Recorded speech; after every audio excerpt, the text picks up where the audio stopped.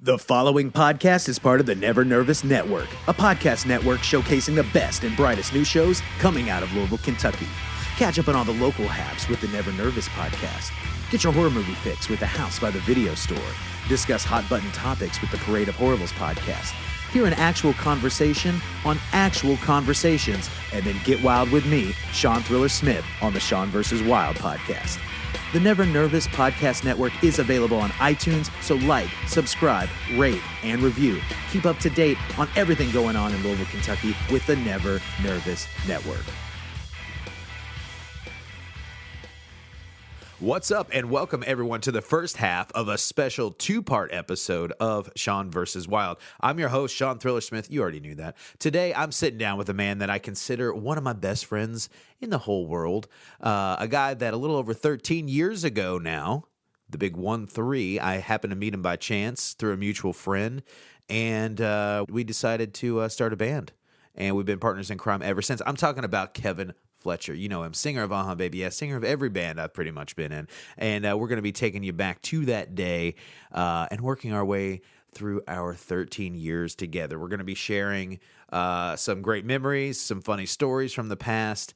And for all you listeners out there, we're doing something extra special. I wanted this to be an extra special episode. So we are going to be playing on this show songs from our previous bands. So you're going to hear how we started and where we ended up. Some of these songs, I know personally, I haven't heard in years. So it was a lot of fun getting to do that on the show.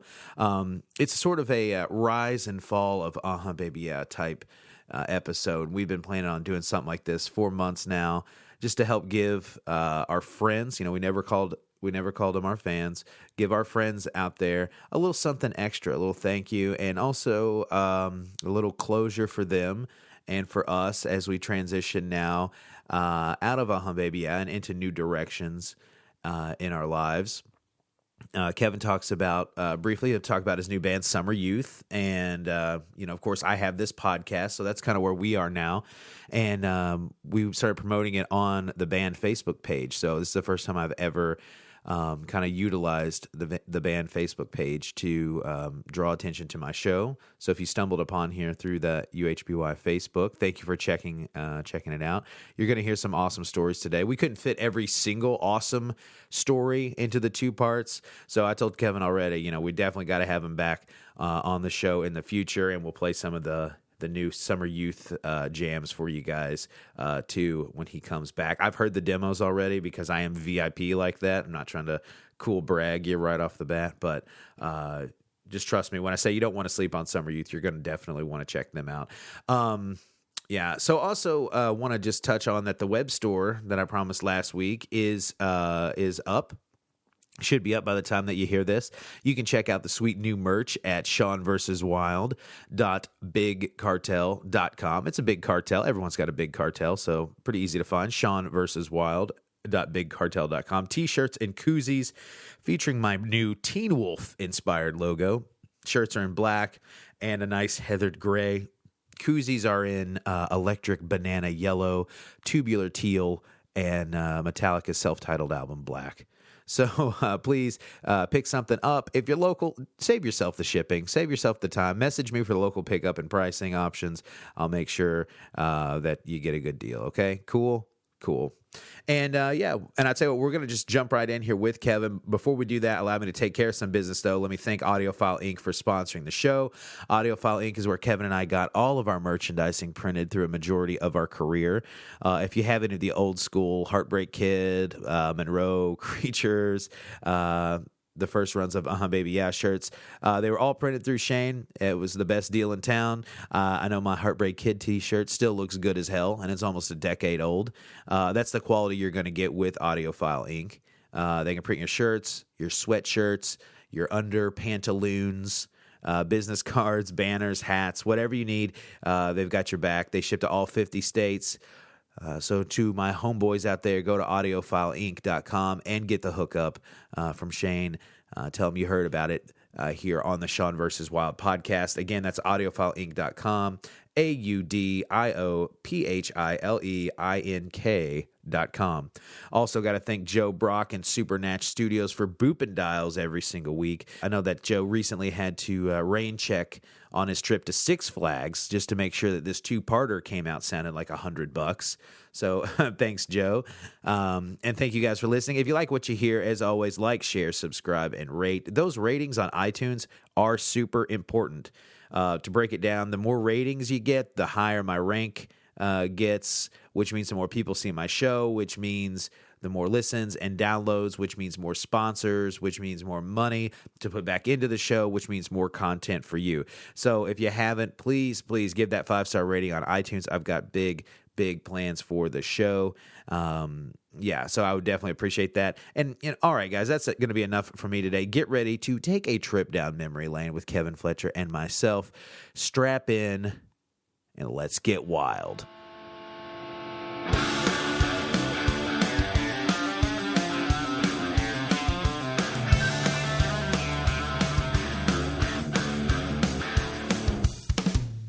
But yeah, so last night I watched 2 movies. One that I didn't have any expectation for, and it was awesome. And then the other one I thought was going to be good, and it really let me down. And what'd you watch? I watched John Wick. I had no expectation for. Watched it. Awesome. Would definitely recommend checking it out. But then I watched the new Ghostbusters movie. Have you seen it? Yes, I have. Your thoughts? I didn't hate it. It was it's kind of one of those things where you watch a movie and you're like, yeah, I saw that.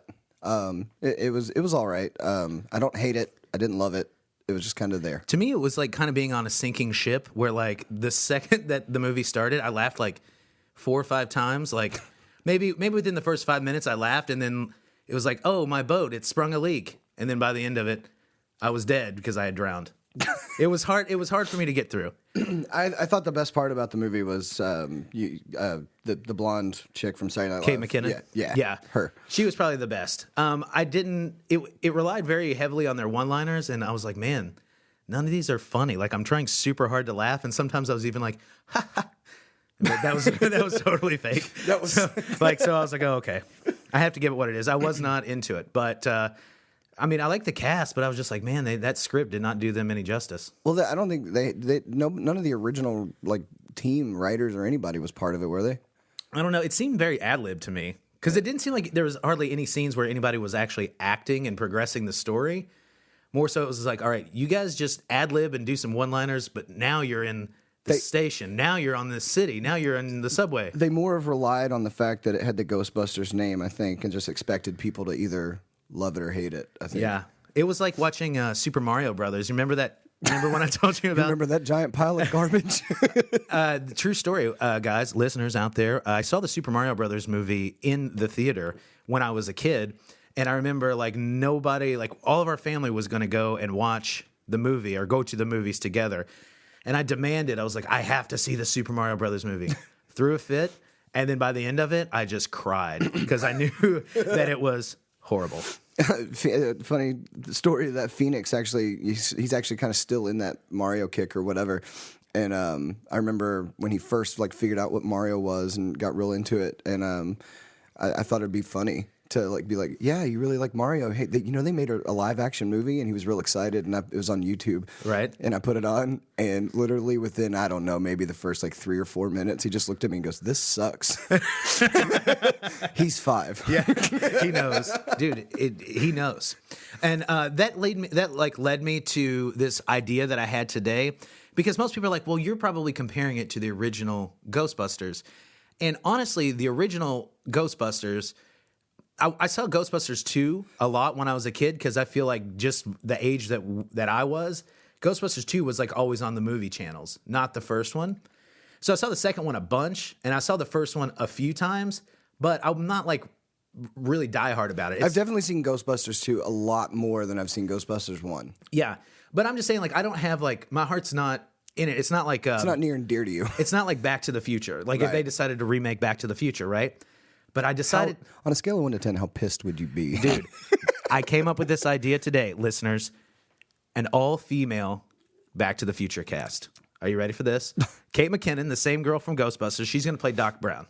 Okay. And then we'll just get, like, Chloe Grace Moretz or somebody that's young and that's in a bunch of movies, she'll be the Marty McFly character.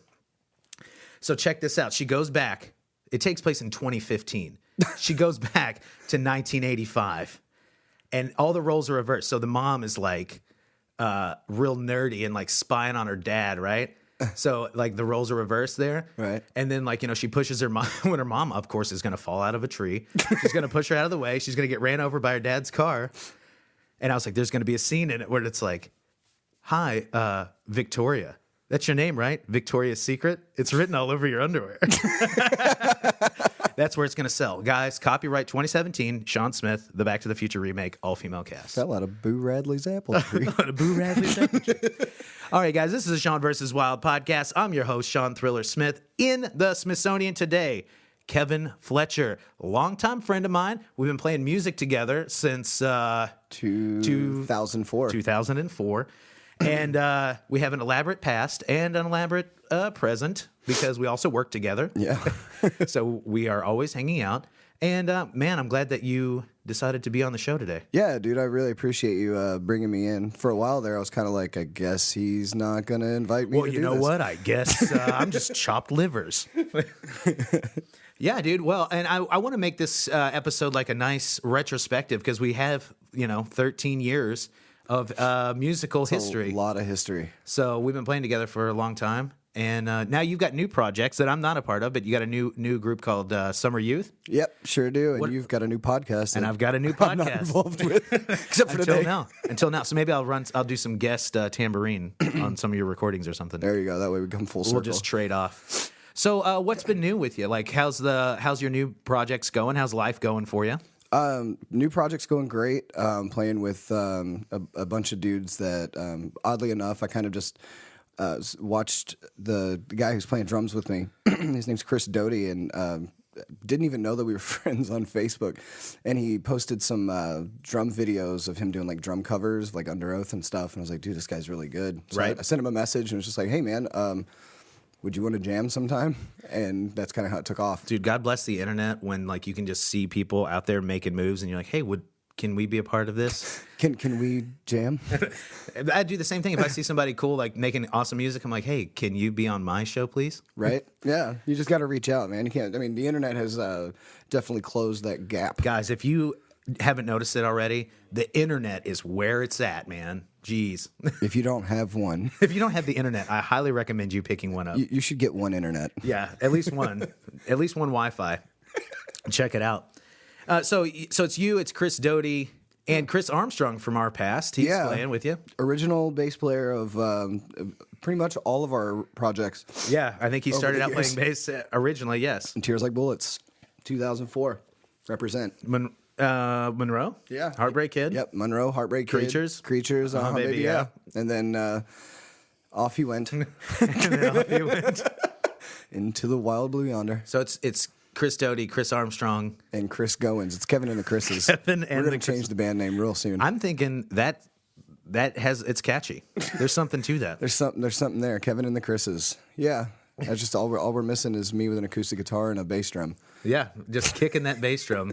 Solo mission. I actually found that on Twitter the other day, or on Facebook, like Time Hop. My status was like, "Hey, how can you tell if a band sucks?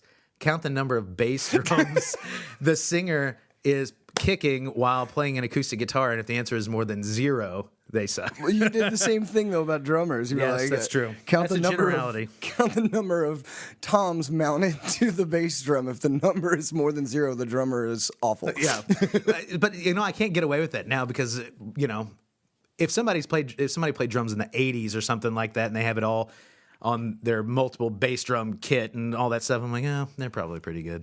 You can just determine by add the number of racks that they have. That How many Gibraltar racks do you have?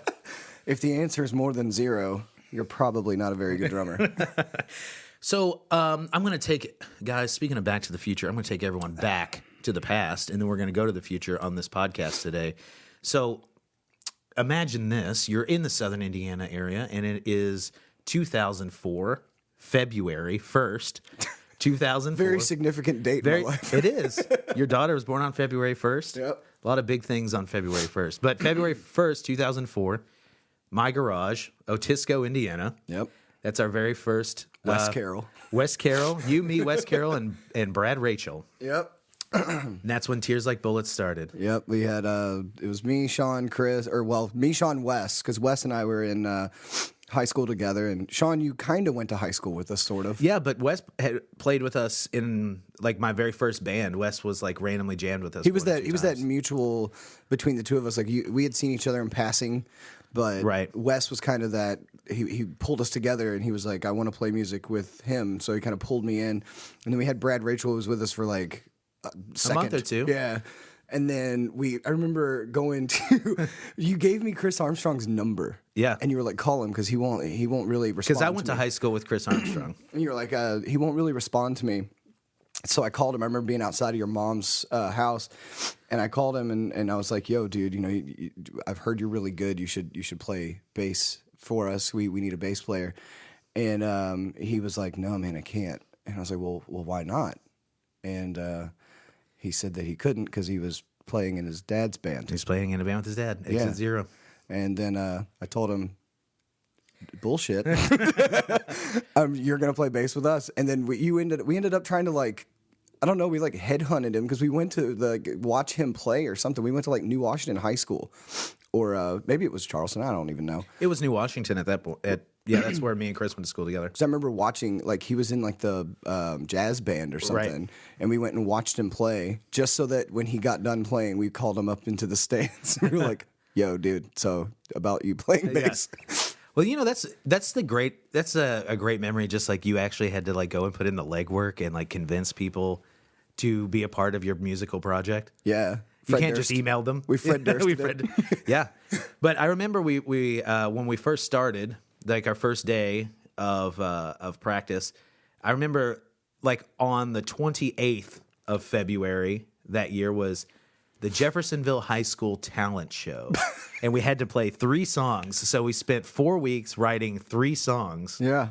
Oh, wow. And we got Dive, Asleep at the Wheel, and Super Kill, which sounds like an 80s cyborg cop movie title. If you hear the song, it probably was. It probably was the soundtrack. Probably was the song. Yeah. We were just a bunch of, I don't know, how old was I in 2004? Well, Like I was 19? that was my senior year of high school. So, and I was not 18 yet because I wouldn't turn 18 until May. So I was 17 and you're probably 18 or 19. Yeah, yeah. Because, So I would say I was definitely, I was 18. I was 18 because I turned 18 in December of 2003. So, 18 years old. So, we practiced in a cold garage in February, no heat, wrote 3 songs, played the Jeff High Battle of the Bands. Talent show.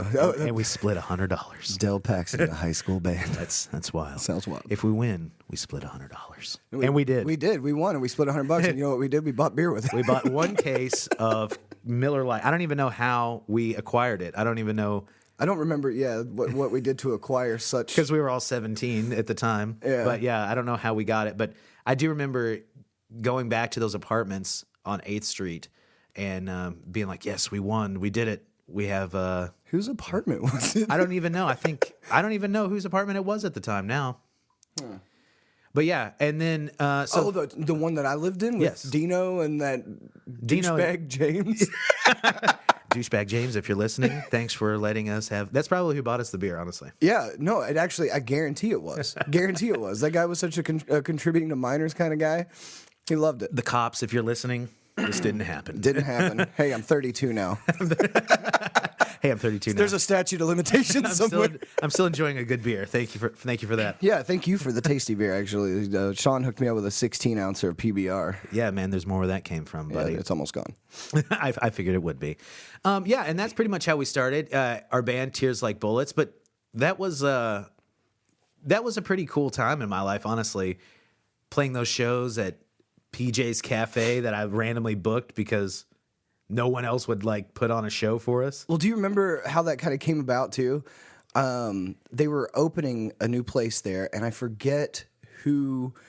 It was some girl that we were friends with who was working there. She was a server or going to serve, but they hadn't quite opened the place yet. And then we like went and talked to them because we wanted a place to do shows. Right. And they were like, well, we've never considered that, but sure, we'll give it a shot. Man, those were great times because it would just be like anybody, like a who's who of music at the time. So like us, Edison J, which, I mean, their members went on to be in Foxbat and Light Treasons and everywhere else. And then you would have shows with Emmanuel. Yeah. And who was then at the time Emmanuel Nice. Emmanuel Nice, Suburban Blood Drive, the Merediths. Yeah, the Merediths. What was that other? Sacred Sorrow played. What was that band with Matt? Worse for Wear? Worse for Wear. Matt Kavarvik. Matt Kavarvik. Scott McEachran. Yes, Scotty. Who played with us briefly. Briefly in Tears Like Bullets. Briefly, the what I like most about the time that we had with Scott was, randomly, just another venue that we would play, and this ties into the Scott story, but that historic theater in Columbus, Indiana. Yes, the Crump Theater. Yes. That was an awesome place to play. What was the name of that band that was from Columbus that we had a good contact with? The Renaissance Affair. The Renaissance Affair. There it is. But Scott McEachran, we played. This is like one of our last shows in TLB, but a great story nonetheless, because after we played at the Crump Theater, it was like a show that just had a lot of musical like acts or whatever on it at the time. The audition played. In the audition played, yes. They were not signed yet. They hadn't been picked up by Victory at that time. Yeah, and I want to say like Gatsby's American Dream or some band like that. It was something like also. that, yeah. There were quite a few bands that actually played that show that went on to be a lot bigger than we ever did. Than just, Columbus, Indiana. Yeah. I mean, they didn't reach like, Mellencamp status, but yeah. Well, you got Mellencamp tickets. Yeah, that's true. I do. But the best part about that night was staying at Daneskies. Oh my God. I have to bring up the Daneskies story. That was a great time. Do you remember? Okay, so we'll come back to this because this is a great story. But do you remember years and years later, Silver Creek Bowling Lanes? He was in some band that was on tour and was actually hopped on a show there, and we didn't know, and they played. And he, sure enough, there he was, and it was just in all his glory, Daneskies, the guy with a million girlfriends. The man of a million girlfriends. Well, do you remember how big of a chode he was when he was like showing us his MySpace page? And he was like, I got a girl in this state, I got a girl in this state. Yep. So to set the scene, after one of our shows at the Crump Theater with Scott McEachran, when he was playing with us at the time. So we're all like 18 at that point. I'd already graduated high school at that point. It was... so we go back to a house owned by this man, Dane, whom we called Daneskies. And it was like one of those things where he was like, yeah, man, you guys come on, hang out. We'll listen to music. We'll drink some beers and stuff. And it'll be a great time. Yeah. But it was a great time for us. And he just sat on his computer. That was the only piece of furniture that he owned. Yes. A treadmill. Yes. A treadmill, a DVD collection, and a laptop computer. Yep. With MySpace. And a bathtub. My man had a bathtub. I know all about it. So, yes, I remember sitting down and he'd just be like, yeah, man, this new thing, MySpace, and I'm talking to girls from all over the country, and I've got a girl in every state that we go and tour in. Yeah. And he'd be like, this is my Indiana girlfriend and my Illinois girlfriend. This is my Michigan girlfriend. This is my Michigan girlfriend. And you're just like, okay, cool. Dane, you want to hang out with us? Oh, no, dude, it's cool, man. Yeah, and then I remember he did, aside from the very limited amount of furniture that he did have a stereo, a surround sound system of some sort, because I remember we jammed some serious loud tunage. Yes, and we did. He got pissed. We're just young kids. Like, hey, you want to come over and listen to music? Like, yeah. And drink beers? And hang out? Like, yeah, I would love to. Oh, well, you're not going to participate? You're going to be on this laptop? That's going to be fun. So I just remember, all of that, and then me and Wes going out on the front porch to smoke, and we're standing there, and all of a sudden, out of nowhere, appear like 4 freaking cop cars. Yes. Just cherries and berries just flowing in through the front yard. And we're just like, oh shit, hit the deck. So we take off running through the house. And then, Sean, where did you go? I was probably hiding somewhere. Or I was probably just in the house. But like as soon as the cops But I know pulled up, you, Wes, and Evan definitely ran. because I remember me and Wes running into the house, being like, the cops are here, and we took off through this back door. And what was crazy was the way that the back of his house was set up. There was no porch, so you go out the back door, and you literally would almost fall out of it. And then there was a little walkway that went kind of to the left. It's a walkway. Mr. Walkway. Mr. Walkway. But it went to the left, but then directly behind the house was like this little like garage or shed or something. And it was probably only about 6 feet away. So there was like no area. And then I remember like almost running into it and then going around and then running into the woods. And Wes got left behind and Evan and I took off. And we took off into the woods. And then as soon as we, got into the woods quite deep, I just remember hearing Evan go, ah! And then I look behind me and there's no more Evan. And I'm just running and running. And then all of the sudden, my foot hits into this like pocket of sludge. A sludge pocket. It was a sludge pocket, if you will. My foot comes out of my shoe. And then I fall face first into what can only be described as a cesspool of human excrement. It was doo-doo, baby. It was doo-doo, baby. It was a septic tank, y'all. It was a cesspool. So, and then I just remember hearing, I saw y'all run back there. And I'm trying to be quiet.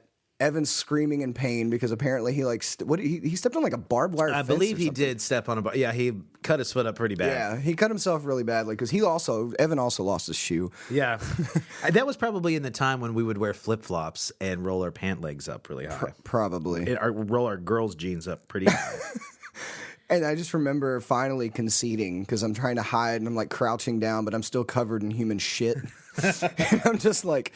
Finally, I was like, all right, sir, I'm coming. And as I'm walking toward him, I walk directly into Evan, who then follows me out. And we just come out of the woods, and the flashlights are all up in our faces. And all of a sudden, you just hear laughter. And the policeman is dying. Like, he's literally looking at me, and he's crying. He's laughing so hard. And he's like, why did you guys run? And I was like, I don't know. I don't, and I'm just covered in just head to toe. And that was when I would go on tour, I would not bring a change of clothes. Yeah, not too many changes. So I'm standing there covered, and he's just dying laughing. He goes, we weren't coming here to arrest anybody. We were just coming to tell you guys to turn it down. So, and then Wes, the funniest part about the whole, aside from being covered in shit. That's the hilarious part. Yeah, let's get away from me, okay? Wes, because I asked him after the fact, and I was like, yo, dude, where'd you go? What happened? He's like, well, we all ran out the back door. I didn't see you guys take a right. I took a left following the walkway, but I fell out of the house, and the cop was literally coming around the corner at the same time. And he's like, and I fell down face first right in front of him. Where the fuck was I supposed to go? I had nowhere to go at that point. So fast forward a little bit. I had no change of clothes, so back to the bathtub. Right. I shed everything. Yes, you did. And I proceeded to try to wash my clothing in a bathtub because Homeboy did not have a washer. No washer or dryer. So I'm like knuckles deep. Had a treadmill though. Knuckles deep, just like scrubbing dish soap into my clothes, trying to get this nasty stank out. And yeah, it didn't happen. I ended up, pretty much just going home in my underwear. Your gym shorts. Yeah. Your reliable gym shorts. The ones I still own. Yes. I still own them and I still wear them. That is a tour staple for you, those gym shorts. Those black and red ones. Dude, the crotch is like ripping out of them. They're like 13 years old. Dude, classics never die. Some things you just can't throw away. No, dude, I'll hold on to that. I'll cherish it forever. Dude, TLB, those are great, just great times for me. Like, it just seems like a more innocent time. Well, we didn't know what the hell we were doing. We had no idea what we were doing. But it seemed like we were actually doing a pretty good job. Like, our music sounded pretty good. Like, we sounded pretty tight. We sounded 18. Our recordings were pretty decent. We were getting some shows where we were making. I mean, in those early days, we would make $100, $200, or sometimes more. Yeah. From like a PJ's Cafe show or Silver Creek Lane show, just because we were putting them on ourselves. Well, dude, yeah, I mean, that's something that bands don't do anymore. Like back in the day, if we wanted a show, we made it happen. We found a way to play a show somewhere. We were always looking for places to do it. And I remember PJ's Cafe before. It was probably close to like the last couple shows that they did, where it was, I guess you could call it sold out to the point that there were people that were getting charged half price to stand on the front porch and watch through the window. Because it was at half capacity. I threw that show, and I remember throwing it and making the flyers at high school, because I had like a business class, and I would design them and then make the flyers at high school and then print all these copies out. And I would make the flyers like as small as possible so I can get like 5 or 6 on a single out page. of a single 8x10 sheet. Yeah, and then just do, like 25 sheets of paper. Dude, kids these days do not respect or understand the hustle. Like the hustle. No, seriously. I mean, the fact that, think about it. A Facebook event does not do it justice. Does not a marketing guru make you? No. People, dudes in bands, girls in bands, like whatever, musicians in general, younger ones, they don't understand like the fact that at one point in time there was no social media, or it was just starting to build up. So like we would physically, MySpace was brand new. Yeah, we would physically print out stuff and walk around and hand it out. Like, if you want to talk about the definition of a fucking salesman, that's what we were. Hey, vote for Donnelly. Vote for Donnelly. People would run away. Yeah. Well, and also, too, I'm going to play. I have been digging through the vaults here. This is going to be a special little podcast, guys, because I've been digging through the vaults of our history. And I have some songs. What do you got? I actually have some songs from TLB. Tears Like Bullets, our first band. And then I actually found some songs from every band since then, and we'll be playing them all on the show. Not every song, but one of each. One from each? That's awesome. Where did you dig this up? I dug it up on the internet. Oh, wait a minute. You have one internet. The thing is I invested recently in this thing called an internet, and I did a little downloading, I think is what it's called. So I was able to find it. And guys, I'm going to play for you a song called Skies on Fire. Oh, boy. From Tears Like Bullets, which is a funny, another little added story to that is it was mixed and recorded by Chris Browder from the band Mansions. Yeah. Mansions was like a huge deal on Doghouse. Yeah. For a little bit anyway. Well, I think they just put something else out, but they're not with Doghouse anymore. Well, how great is that? Like, how small world is that? Chris Browder from Mansions did this album for us. It's so crazy. So, guys, this is going to be Skies on Fire by Tears Like Bullets.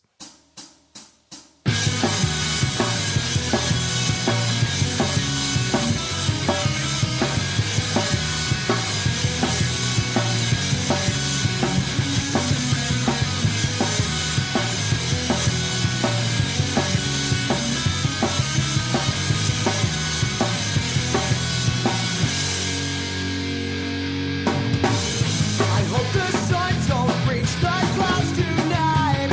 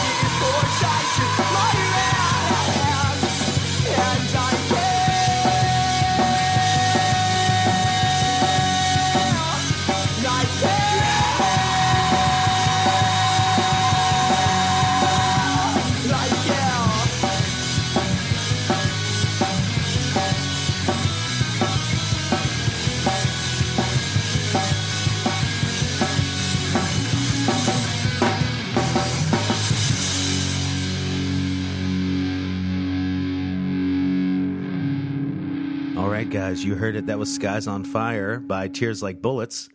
That snare drum that you heard. It sounds like a can of tuna fish getting smacked around. Dude, I pride myself in my later years on having a very big, loud, beefy beef castle. Building a beef castle. I think that recording is the reason that you do, though. Because you're like, I never want a snare drum to sound like that again. That was like, yes, the can that the beef castle came in is what it sounds like to me. Just hadn't been opened yet. Just hasn't been opened yet.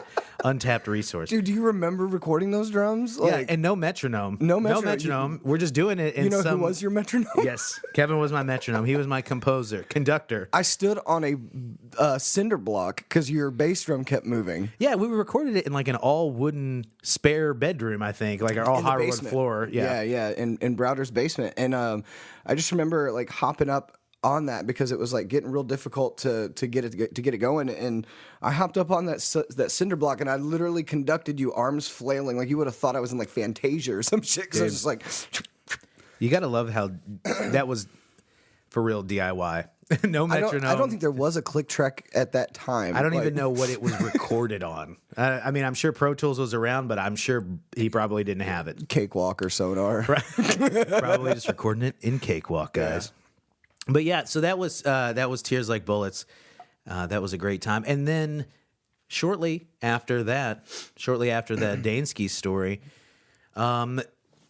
we had to go our separate ways. For one reason or another. Yep, there were a few reasons. Some people left, and then when they left, then you were offered. I actually got a phone call that same day when everything went down, and I was asked to play in a band called A Suburban Blood Drive. Yep. So you guys, listeners, might have heard of that.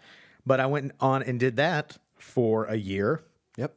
And in the meantime, what were you up to? We so you left and did that, and then I was kind of you left without even saying goodbye, and I was stuck. Bones and I, or Armstrong, decided that we were going to try to make TLB still work. Do you remember that? I actually remember seeing a basement show with Tears Like Bullets, and I think Chase played. Yeah, it was Ryan Davis's basement. Which, guys, listeners, just a couple weeks ago, Chase was on the podcast. He's in Isaac Mingo and the Nightbirds. Dude, it's so that is a small world. Yeah, small world. But so Chase Coriel and Robbie Ward. So Robbie Ward from Foxbat. Yep. So it was me, Chase, Bones, and Robbie tried to continue Tears Like Bullets past that point, and it just didn't work out. So then we were kind of wondering what to do next, and then Robbie stayed with us. And then we formed what would be called Monroe at that time. And so it was then Monroe with Scott Gibson, right? Whose dad is, did you know that his dad is Kevin Gibson, who writes for the Leo and is in a band called the Uncommon Houseflies. Oh, well, Kevin Gibson, if you're listening, I would love to be a part of your publication. Yeah. And I mean, he's awesome. He actually, fast forward a little bit, when we put out Trash Talk, we ended up on the cover of the Louisville Music Magazine or whatever. Yeah, The Observer. Yeah, the guy who did the interview was Scott Gibson's dad. So there's a small world right there. So anyway, but yeah, Scott Gibson, Robbie Ward, me, Bones, and then Wes Carroll. Yeah. So it's kind of like half Edison J, because I think, didn't Scott Gibson play in Edison J? Yep. Scott and Robbie both played in Edison J. So Edison J broke up, Tears Like Bullets broke up, and then became Monroe. And then we did that during the time that you were in ASBD, but then it took a turn, and then what happened? I came in to save the day with my drumsticks. So we ended up flipping that back around, and then Sean rejoined. So then it was me, Sean, Bones, and Wes again. And you stopped playing guitar at that point, and I remember briefly Cody from ASBD played guitar with us. Cody Williams. And then that's when we found Joe Brock. Yep. So then Cody, awesome dude, but he just he had some other things going on in his life and wanted to move out. So, so when that happened, Joe Brock was 14, who is now playing in Foxbat and mixing and mastering all these podcasts. I work with Joe. Everybody that listens knows that I've been working with Joe since day one. So, hey, big shout out to Joe here. Yeah, JB. So then we knew Joe because his brother was Anthony, who was the drummer of Emmanuel at the time. And then, so we brought Joe when he was 14. The rest of us were so much older. Yeah. Yeah. We were probably in our 20s at that point. Yeah. I don't know if I was old enough to buy alcohol because I was always the youngest. Joe may have been 15. I'll give him the benefit of the doubt. He may have been 15 years old. Right. But he was still like too young to be hanging out with a bunch of 20-somethings. Oh, yeah. And that could buy alcohol. The stuff we were doing, I'm sure. Joe was still a shredder even at that point. So we were like, yo, Joe. So he came in. And then Monroe was no more. We actually, even though it was still kind of the same group of dudes and we just kind of switched members, Sean had an idea for a band name. What was it, Sean? Yes. I think I decided to name the band Heartbreak Kid after the greatest wrestler of all time, but also a series of classic movies. And it's so funny because like right after that, they remade the movie. They remade Heartbreak Kid. And I was like, they remade Heartbreak Kid. Now everybody is going to think we're named after the Ben Stiller movie.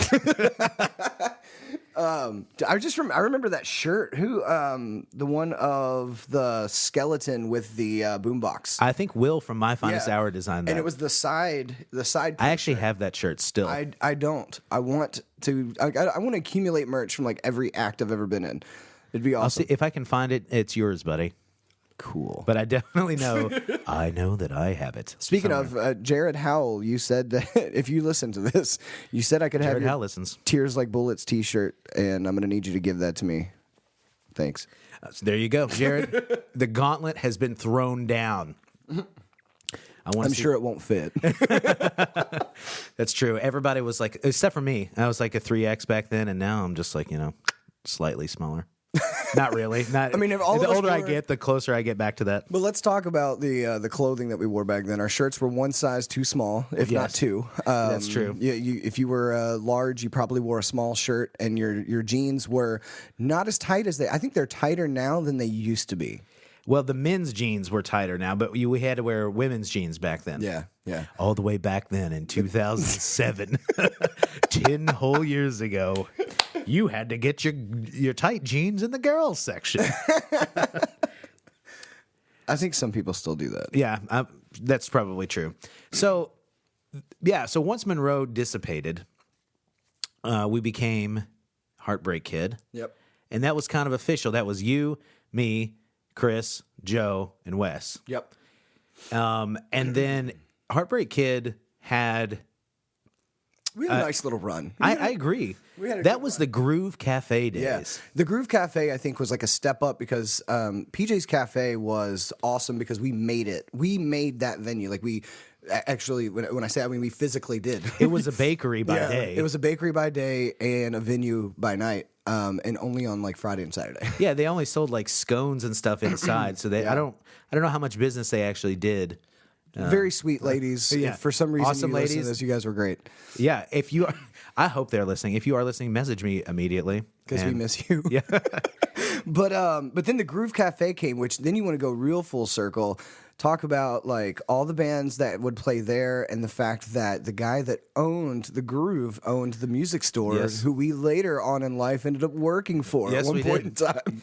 The Groove Cafe. Greg Stark, Nick Stark, Jeremy Stark. Yep. Wonderful, wonderful dudes. But the Groove... Sometimes. The Groove was a great place because that was like a whole new... Like a whole new line of bands came in. Yeah. That's when we started playing with like Jenny. Yeah. Not quite superheroes. Yep. In a Heartbeat. Yeah, they had that one song that was like dun dun dun dun dun dun dun. Bam. Yeah, well, we meant that was Secret Lines. The same song. It was the same damn song. But we graduated to the Groove Cafe. Headliners. Yeah. I feel like we were playing Headliners at that point, that was always a big deal. Headliners was such a great venue to play, and I really it's still there. But I think they've changed their crowd. Their policy on that sort of thing. They've changed their policies, and I think it's like owned by some new people, and they don't have the genre music that we played there ever. Right. At all. It's like I don't know. I like to call it tub thumping. It's just, it's a folky Americana stuff. It's so hot right now. It's a big deal to some. Like the kind of Bonnaroo scene or something like exactly. That's what Headliners caters to now, which, I mean, it's to each his own. It's whatever. But I loved that I'm a venue. rocker, man. Through and through. AC/DC, Van Halen, not Van Hagar. Def Leppard. Def Leppard sucks. But now that was another awesome time, just because now we have a whole new group of peers that we're playing with. We have places to hang out, and get in trouble in, like the Graveyard House. Oh, man, or the Graveyard House. The infamous Apartment 40. Apartment 40, to me, is a time in my life that if I could forget, I probably would. Why do you say that? The amount of trouble that I got in at that point in time, that's when the legal trouble began. And that is when it all started. That's where I'm in a rock band. I should get in as much trouble as possible. I kind of blame that on you, though. I gave you a copy of The Dirt. Gave me a copy of The Dirt by Motley Crue, and I was like, this is what I want to fucking do. To be honest, that was with Heartbreak Kid, I feel like there was pre me reading The Dirt and post me reading The Dirt. That's how it was for all of us. Yes. It was as soon as we got introduced to that damn book. I remember passing that book around too. You read it, and I think even Joe read it. I think actually Joe still has a copy of my copy of the book, and it was like, well, yeah, we want to be rock stars, and even our music kind of changed, and we would listen to Motley Crue all the time, and I had the DVDs, the live DVD, oh, dude. And the music video collection. And West began eating it up like it was candy. He was just like, this is what I've always wanted to be. But he's a shredder, man. He can play all of it. He that loved came natural. Yeah, it came natural. So it was right up his alley to begin with. And as soon as we started going that, I don't know, it's one of those things where you're like, I'm really glad that we got that part out of our system that early on. Because it was 2006, 2007. Probably sometime around then. Because then, not shortly after that, we ended up calling that. And then Creatures was then born. Yeah, that's true. But before we even get on to Creatures, okay, because we still got a lot to talk about. Yeah, I feel like I don't want to skim over it. I want to give people. But the thing is also too, I don't want to tell people all the embarrassing shit that we did. Well, I mean, we did really stupid stuff. That was the time that I gave a girl a bottle of piss to drink. That's true. That actually happened. And you are a sweetheart, and I'm really sorry. And we're not going to we're not going to name that name. No, we're not naming it, but it happened, dude. Apartment 40. What I remember most about going to Apartment 40 parties. One, there was always 3,000 people there. Yeah. Cops never got called. And it was part of the IUS thing, right next to Indiana University Southeast. So it was you had a lot of college kids that would live in those apartments. Maybe that was the big reason why we never had more intervention. Never got in trouble. But I remember the whole place was just covered in styrofoam Polar Pop cups. Yeah. Because everybody would get a fountain drink from Circle K, come in, and pour as much booze as possible into it. I think if there was ever a time, like I was saying, if there was ever a time when you want to call us booze hounds, it was at that point in time in our life. I think the amount of, I remember CJ bringing in a bottle of Jaeger, the pump top, the big one. Yeah, the half gallon. And was that at Apartment 40 or was that at Bray Boy's second? No, that was Apartment 40. Gotcha. Because that was the first night that Bray Boy and I ever hung out. Because now we're going to start bringing Bray Boy into the story. But she brought over this pump top of Jaeger, and just the two of us, me and John Bray Boy, drank the entire thing, and she was so pissed. Dude, those were the days, man. Everybody was just there. And we had no business just partying as hard as we were. It'd be Tuesday. Yeah, exactly. But we didn't have anything to do because it's not like we actually had any kind of steady work either. We didn't at this point, we were working at different. No, we worked ServiceNet. At least I was. So we were just we didn't have anything that we took seriously at all, and we were just going to this disgusting. And John, it was disgusting, dude. Bro. And that's the thing. It was awesome. Thank you very much for letting us have people over.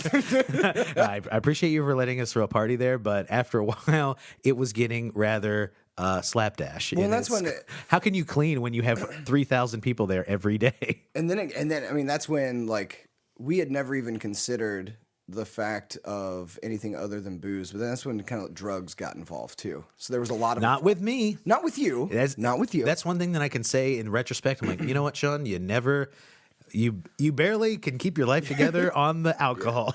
But I mean, not just. I'm not even talking about just myself. But it was like that whole group. Like at one point, there never was any involvement of that sort. It was just all booze, and then That's when we went Motley Crue on it. It's Motley Crue. I can't even say the we. dirt That's- happened. That's when the dirt happened. That's when the dirt happened.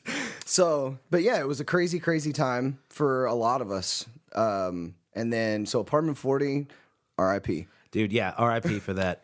And also, I found, like I said, digging through the vaults, digging through all the reel-to-reels that I have, and 8 tracks. I did find some Heartbreak Kid. No way, as dude. well. And I think it's still up on Pure Volume too. it very well could be. But Heartbreak Kid, and that album was recorded, the demos, we actually, fun fact, we had demos recorded by Matt Barber from Emmanuel, Yep. but we also had a full unreleased album Yeah. No. Well, and then that some we of never got, and I Yeah. don't even know what happened to it. We tried to do it. We had a whole full length record written, and he recorded it on ADATs. That was still like when analog tapes were still a Yeah, thing. and if anybody doesn't know what an ADAT is, imagine recording your album onto a VHS cassette, because that's what it was. yeah. So yeah, that we never got all of that, but also too we didn't pay for all of that. So that's water. He under the probably bridge. just destroyed it. It's probably, you know what, he probably moved on with his life, had a successful Music career. But I remember paying for. We paid him for what? No, I'm pretty sure we These- paid him for what we did. But these demos here, the ones that I definitely know we have, that I have found in the vault, I remember paying for those demos with a Walmart gift card.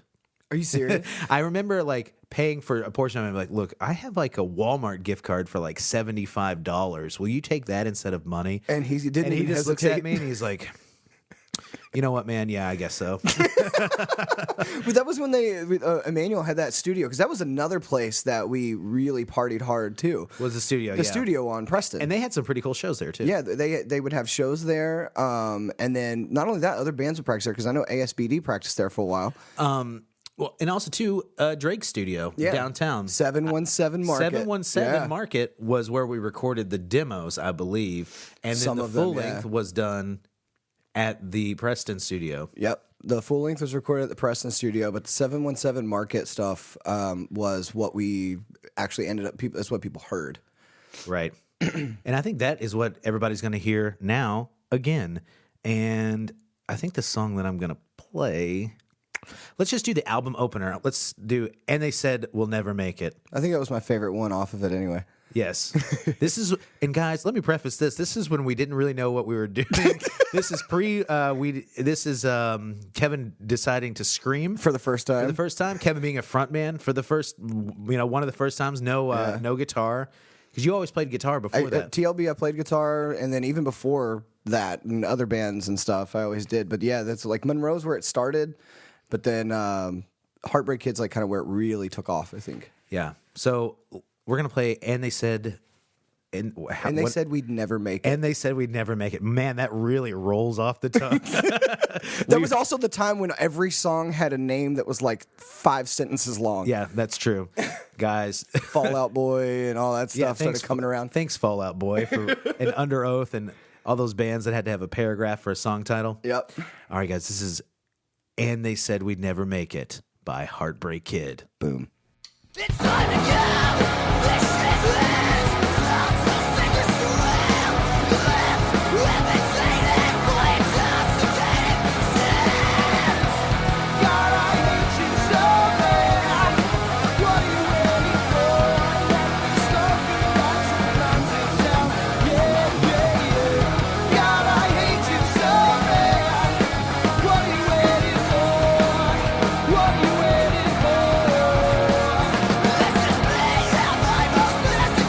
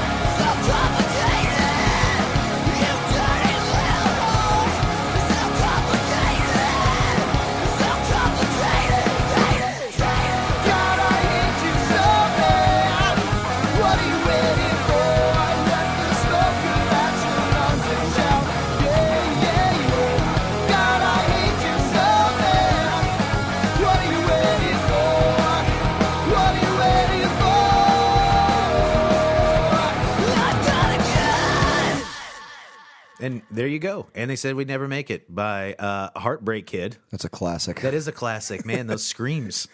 They're so bad. we're just working it out. Too bad we didn't show anything of the Monroe stuff because I tried to sound like a pterodactyl. But yeah, there you go. So Heartbreak Kid. And that's probably one thing I wanted to touch on was Beebs Fest. Dude, Beebs Fest. That song was probably played at a Beebs Fest. I'm sure it was. Or probably wasn't, because I remember 2 years in a row we didn't get to play because by the time... The fuzz. Yes. Beebs Fest was the greatest thing. An all-day DIY music festival. Alex Beeler. I got to give a big shout-out to you on that because you were making it happen just... on your own, you know what I'm saying? Like through the biggest festival. I mean, it really was it was a like downright 30 festival. bands that would play local and some touring and in national. his dad's yard. In his dad's yard. But yeah, by the time we would play, like 8 or 9 o'clock, usually it was already shut her down. Remember the time Jenny played and like that whole balcony of people? Like they had that balcony up there, and like the balcony just collapsed. It just fell. Yeah, that was crazy. It collapsed on them. We did get to play 1 year. I remember. I think we did. Yeah, I remember specifically getting to play 1 year because I was like, man, it's they've got us playing so late, and everybody. I mean, you're talking like it was Sodom and Gomorrah out there. Like it was definitely Woodstock, like our little version of Woodstock. It was. Everybody was hammered. People were off doing whatever, and so like when it came time to play, though, I remember like looking out, and being like, holy shit, dude, there's a lot of people here. Man, that was a great, like the best time of the summer because everybody that was anybody in the local area was there. Yeah, it didn't matter. Whether you played or you just liked to go to shows. So there would be 400 or 500 people, cars all along the everywhere. That whole part of his like front, I guess, side yard. Because there's like the house is set far back, but then you had like that like a cabin or whatever it was. But then all that whole yard was nothing but cars. It was just lined up the whole thing. So, dude, shout out to Alex Beeler for having Beebs Fest. But when was the last year that they did? I think they tried to do it again 1 year, and it just didn't happen. I don't know. But if Beebs Fest ever wants to be resurrected, I feel like we could do it a lot more responsibly. I think we could, yeah. Now that we're adults. Now that we're, in our 30s instead of in our 20s, I feel like we could definitely make that happen. Yeah. I just remember seeing Ryan Davis running around in the shortest pair of jean shorts I've ever seen. It looked more like a loincloth. It was a denim loincloth, guys. Picture this. But, dude, yeah. And if you do one, you got to get a manual back together. Yeah, at least for one night. And we got to try to get Secret Lives back together. Dude, Secret Lives, yes. I wanted to touch on them. The reason why I just name dropped them is just because they were like probably the two bands that I feel like influenced our sound, not just then, but even like all throughout, like Baby Yeah and everything. Yeah, very much. You got an Emmanuel and a Secret Lives sound, but they were the ones that kind of gave us our first. Well, they gave us guidance. Breaks. Yeah, they gave us guidance, and they were both bands that were doing really well at the time. You had Emmanuel that was on Vagrant, and you had Secret Lives who was on Victory. Well, before that, they were on what was it, Astromagnetics, which was Jeff owned by Rickley. Jeff Rickley's label. Yeah. And so you had both these bands that we were, just became really good friends with, and they gave us a time of day to be like, yo, you guys are up and coming, and we would like to help you out as much as possible. Let's like just, hey, we'll take you out on your first shows. We'll take you out, or your first tour, and we'll take you out on, these out of town gigs and stuff like that. Well, then, I mean, Secret Lives did what? They dropped that second record that they did on Victory, and then invited us to come play with them in Charlotte at Tremont Music Hall. Yeah. It was like us, Harvard, who went on. They're doing big business on Equal Vision. Yeah, they went on to be real big. But then you had us, Harvard, and Secret Lives play at Tremont Music Hall, and it was a one-off. Or no, we did two shows because we did Ground Zero too in Spartanburg. Yeah. That old, almost like. I think at one time it was a strip club. Was it Ground Zero? Or was it New Brooklyn Tavern? Well, we definitely played at Ground Zero in Spartanburg. And I definitely remember that place used to be, and that place holds like a bunch of stuff, like different live shows and wrestling. I'm into wrestling and stuff like that. Mm-hmm. So like I feel like Ground Zero is like kind of like our Expo 5. Yeah. But at one point, I'm sure it was a strip club just by the just by how it's decorated on the inside. I remember playing UNC Asheville. Yeah, playing the University of North Carolina, Asheville. It was outside. They had a stage built outside, and but it was but when we played, it was like those release shows for the Weekend Warriors album, and just because That they is were still friends. like one of my favorite albums of all time. It's such a great record. If you've never listened to it, you should take the time to do so. If you're listening for real, Yeah, especially if you're like a band out there on the road and you want to hear an album that like every day you can just listen to front to back. front to back, no pauses. You'll be 100 miles down the road by the time it's over. And it's a very it's such a at least for us it's such a nostalgic record. Yeah. I mean, I took a lot of influence from all of that. I know you did, watching Travis play drums. Travis Moss, dude, Probably one of the greatest drummers I've ever seen play live. and I don't think he even touches drums anymore. Travis, if you're listening, I'd love to have you on the show, guys, or any of the dudes in Emmanuel. I want to have you on the show too. Travis, Josh, Jim, even dude, Tucker, Brian. Tucker and Josh and I have like a whole newfound bond because in our 30s we love wrestling, so we we talk about wrestling quite. Dude, quite Tucker's a regularly. pharmacist now. Have you seen him? Like his pictures in his looks white fantastic. lab coat. You look wonderful, dude. Bro, you look like you belong on a Walgreens ad.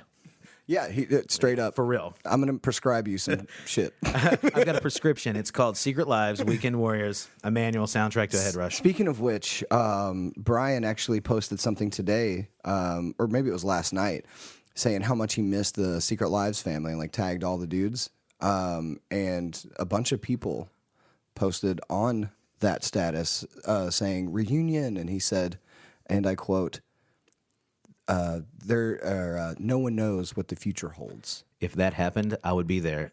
Guys, we will set be up the there. show. I will be there. If you need me to drive in, fly in, I'll do it. Absolutely. I'll make that happen. All right, guys. Well, we're winding down here for part one, but stick around. I've not done this before, but we're only halfway through the legend We're doing, yeah. of Kevin and Sean. So, of Kevin and the Kevins. Yeah. So 13 years of just debauchery. We're only halfway through. So tune in next week for part two with my conversation with Kevin Fletcher. And let me know what you think. Like, subscribe, follow, all that sort of thing. iTunes, if you like what you hear, give me that 5-star review. I appreciate it. Maybe say a few words. Maybe like, dude, podcast rocks, or whatever you want to say. That seems, Maybe it doesn't. yeah, maybe say, hey, podcast above average or average, whatever you want to say. But yeah, we definitely appreciate it. And we'll see you guys next week for part two. Kevin, what do you want to say to everybody before we head out? I can't wait for part two. I'm kind of ready. All right. You heard it first. This has been the Sean vs. Wild podcast.